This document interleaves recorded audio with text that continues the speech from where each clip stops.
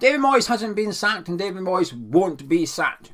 Not yet anyway. He will be here for the Leeds United game. This has been confirmed by Jacob Steinberg, who's a really reliable journalist when it comes to West Ham news. He tweeted out, David Moyes still has the support of West Ham's board. Last night's defeat to Brentford leaves West Ham firmly in a relegation battle, but no plans to make a managerial change at the moment. Now that terminology worries me quite a lot. It comes as no surprise to myself. I didn't expect him to get sacked should we lose to Brentford. It appears he's not going to be sacked. That's from, like I said, Jacob Steinberg, who is really reliable. But this video is not about that. This video is about last night's game and David Moyes' performance in last night's game, really. Because it's too little, too late. He made changes, plural. He changed the formation. We went 3-4-3. 5-4-1, however you want to look at it. We changed formation and played 3 at the back, which is a formation we've seen in the past under David Moyes. It's a formation we've used in the Conference League quite a lot this season to accommodate our additional defenders that needed game time, particularly Ogbonna and Aguerd. And it worked in the Conference League, but it's the Conference League football. The opposition weren't that good. Well, we trotted it out last night, and do you know something? It was refreshing to see. I'll be honest with you, when I saw the team, it gave me a shot of enthusiasm to the arm. I needed it. I wasn't really looking forward to last night's game. The team come out, I thought, here we go. At least he's trying something different. Not fair play to him for trying something different, because it's too little too late. It's about time. It was almost like a last hurrah kind of thing. Well, if I'm going to go out, I'm just going to go out doing something different kind of thing. And it felt a little bit desperate, but it gave me a shot of enthusiasm. The formation had changed. Soucek was starting. Was I happy with the team? Not overly. I thought there was a bit too many weak points in there. I thought the defence was really slow and it was going to get exposed by Brentford's attack, because Brentford are a good team. But there was one position in particular which frustrated me when I saw the line-up, and that was Vladimir Coufal. Now, this isn't criticism of Coufal, believe it or not, per se. It's more criticism of the inclusion of Coufal in the right wing-back role. I am adamant, and you won't convince me otherwise, that if you are going to play this formation, your wing-backs have to be good. Your wing-backs become the most important people in that team, in my opinion, because when you're defending, they've got to get back and defend, and when you're attacking, they've got to get forward and attack. They've got to supply crosses. They become attacking players. When they're full-backs, yes, they've got attacking responsibilities, but the onus isn't necessarily on those two to do the crosses, to supply the threat, to give Scamacca what he needs on the plate. But as soon as you switch up to wing-backs, the pressure increases on them quite a lot. Now, the thing with Emerson is we've seen him do well at left wing-back previously, and he's not really had a chance per se. So I think it's sort of jury's out a little bit. He deserves a crack at it, Emerson. But with Coufal, we know he's not a good right wing back. There's very little evidence in his time at West Ham. Right back, he was excellent when he first joined. Playing in that position, he was superb. But even in that season when he was one of the best players in the team, when he did rarely play right wing back, he wasn't as good. His performance levels were not as high because his crossing, and that was when his crossing was good that season, but his crossing since then, his assists have dried up completely. His crossing is just not good enough. And last night, a large part of our gameplay was crossing. That was the main plan, to break down this Brentford team. And I get it. I do get it. Because Brentford are compact. They are really good defensively. This is how Brentford play. And I thought it was quite ironic, to some extent, that David Moyes almost got David Moyes by Thomas Frank, which is we're going to sit in, we're going to soak up the pressure, we're going to hit you on the counter-attack. We're not going to have many attacks, but we're going to make them count, and we're just going to keep you out. We trust our defence, and we trust your attack. This is West Ham's. We trust your attack. Don't really cause us that much bother. And the tactics from Brentford worked. We just played right into their hands, just constantly cross.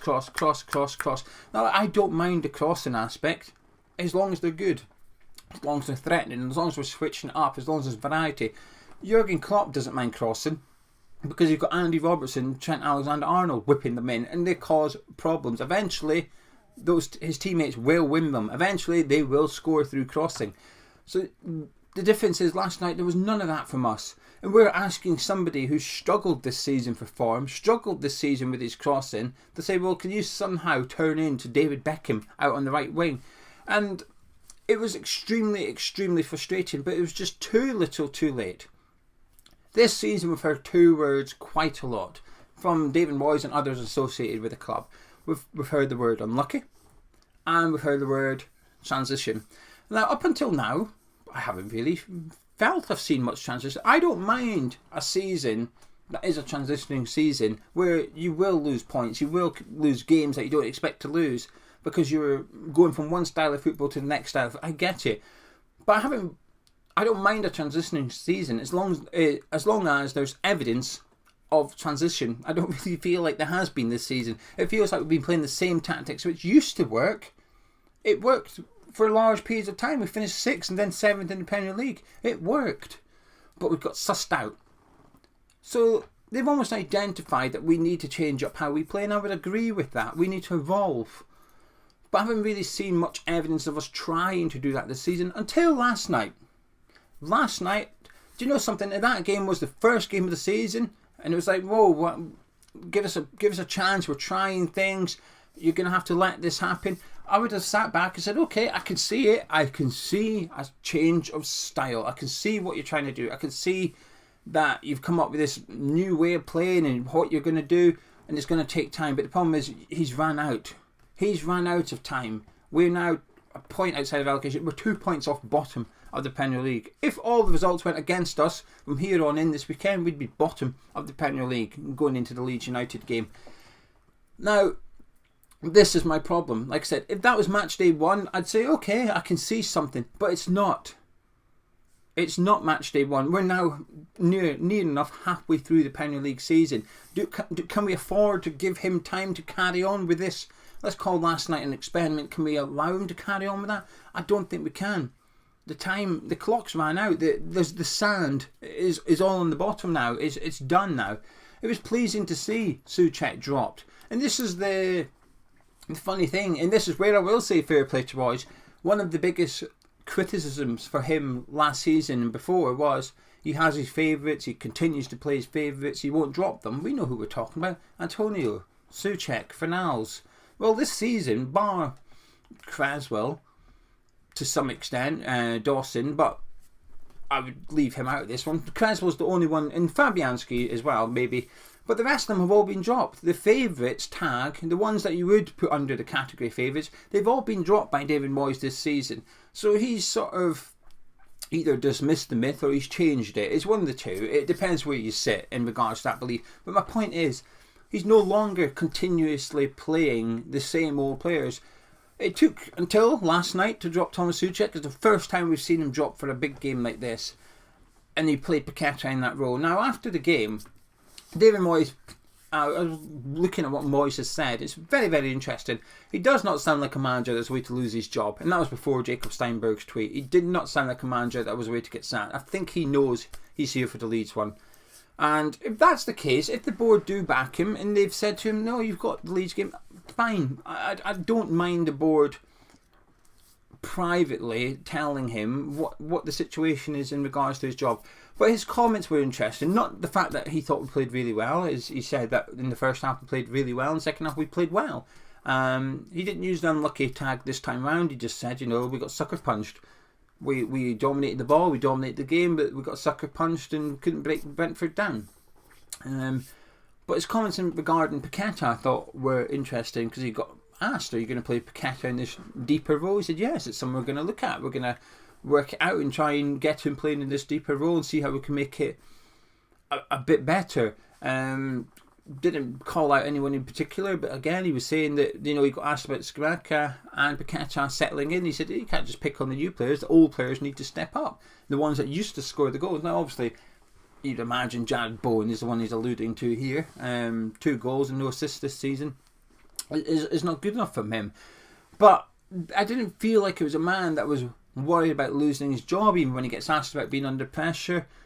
But what he has done is he's lessened his stance a little bit on the relegation thing. A couple of weeks ago, the interviews came out. He went on Talk Sport and said, we're not in a relegation battle. We're going to be back in a European battle, or that was the aim. And he's definitely changed that stance last night, which was, we're down at the bottom of the table. Things aren't going the way we want them to go. So I thought his comments were interesting. But for myself, it's just too little too late. He's going to get the Leeds game. And I've got what it sounds weird, and I'll try and take this the right way. I've got a worry that we're going to win the Leeds game. And we're in this horrendous cycle now, which is he just does the bare minimum, and it's just enough to scrape by between now and the end of the season, perhaps, in regards to keeping his job. Where he might beat Leeds, he might pick up a point against Everton, or he might even beat Everton at home, but then we'll lose away to Wolves. Sorry, we'll play Wolves, don't we? So we'll go beat Leeds, lose to Wolves, pressure's on, then we'll beat Everton, right?